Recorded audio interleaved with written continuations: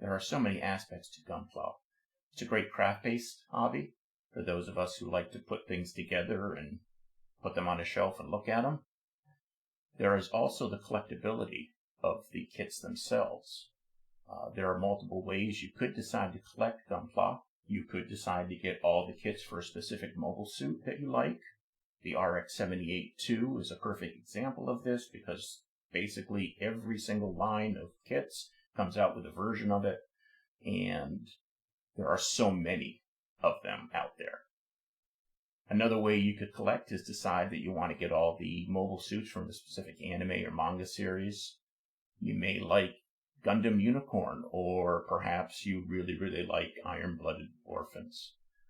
There is another way to collect Gunpla kits, and that is the kit lines themselves. Bandai must have recognized the collectability of their kits because they introduced a numbering system. This video is to help understand how the numbers printed on the kits relate to one another.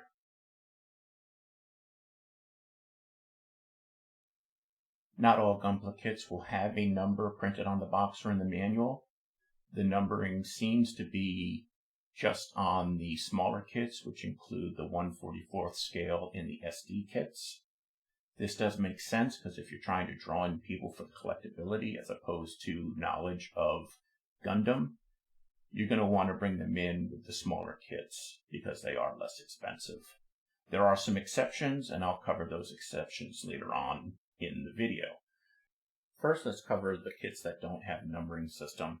This includes the Master Grade and the Perfect Grade, and of course under those the Master Grade Extreme and the Perfect Grade Unleashed. These don't have a number printed on the box or in the manuals. There are some sites out there like the GundamWiki that do list the models and associate a sequential number with them. Now, whether or not these are official Bandai numbers or just ones that were derived based on the order they were released, I'm not sure, but they're out there, and if you wish to use them as a way of tracking what you've got and what you're missing, it's a good source to do so. This here is one of the pages on the GundamWiki dedicated to Gunpla. This is the MG, and as you can see, there is the sequence number here. So you could go ahead and use this sequence number if you're looking to keep track of, the order in which things have been released and such. And they do nicely organize this list into the year that the model was released.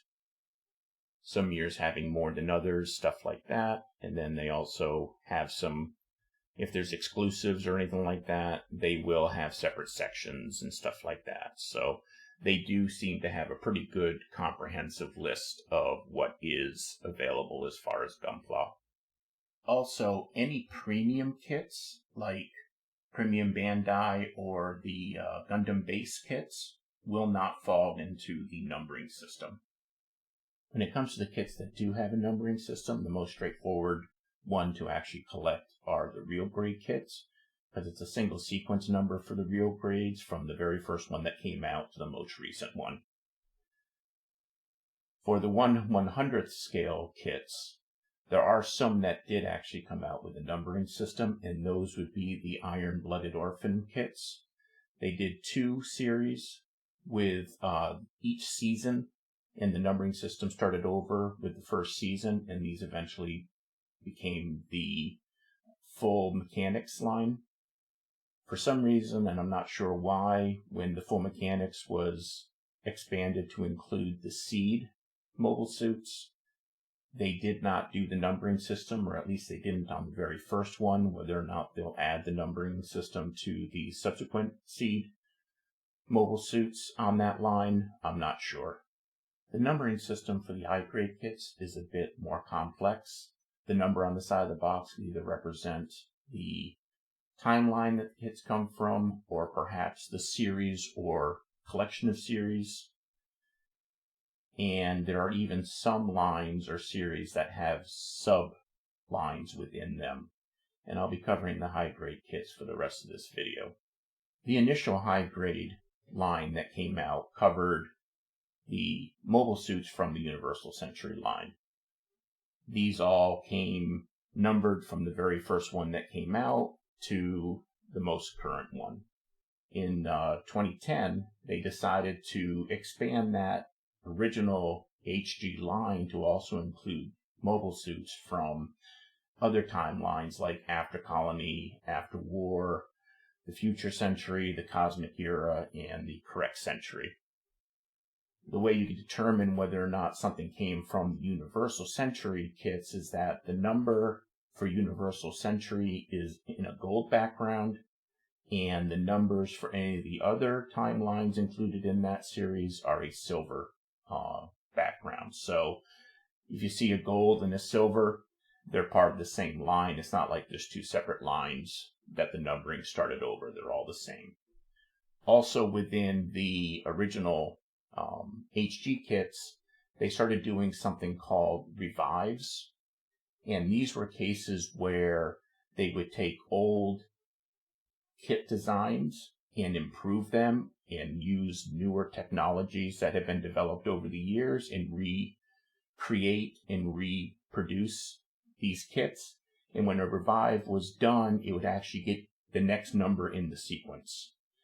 So you might have more than one kit, like say for the RX 78-2, that would have more than one model in this line. You would want to get the higher number because that would be the revive, unless you really want to get the original one.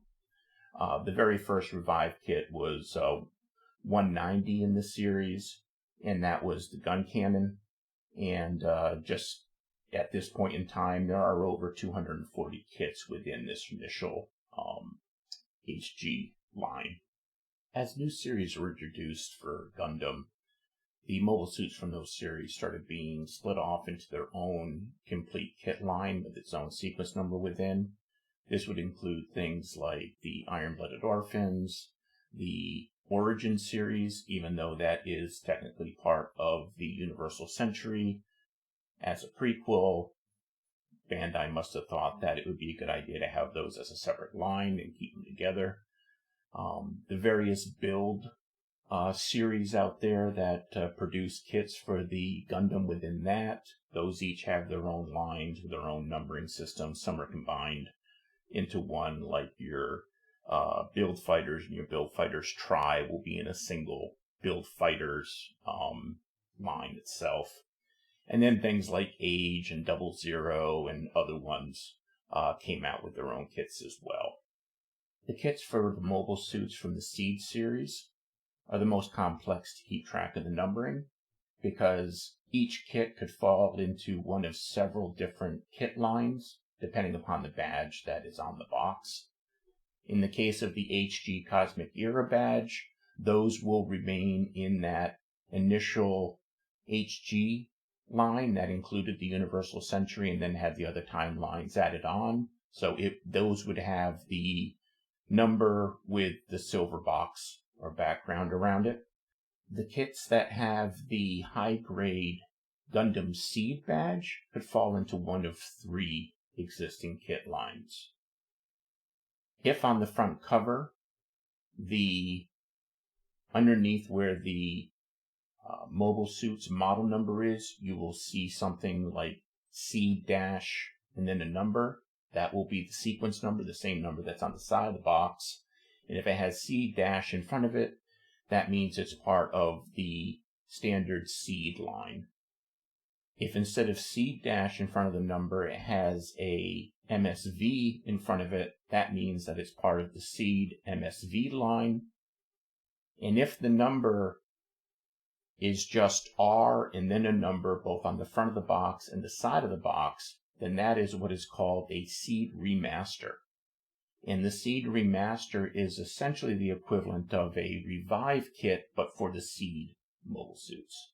Most likely what's happened there is the ones that had been reproduced in the under the Cosmic Era in the main HG kit line have probably been reproduced and improved and then released under this R or Seed Remaster line. One really good thing that Bandai did is that for each of the kit lines in the numbering that's on the side of the box.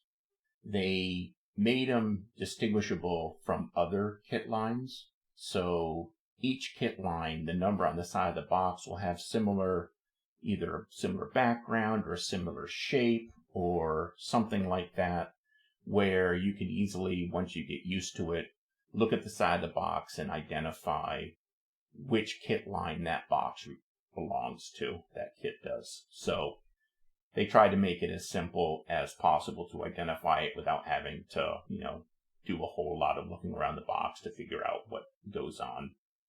Well, that covers the numbering of the Gunpla kits.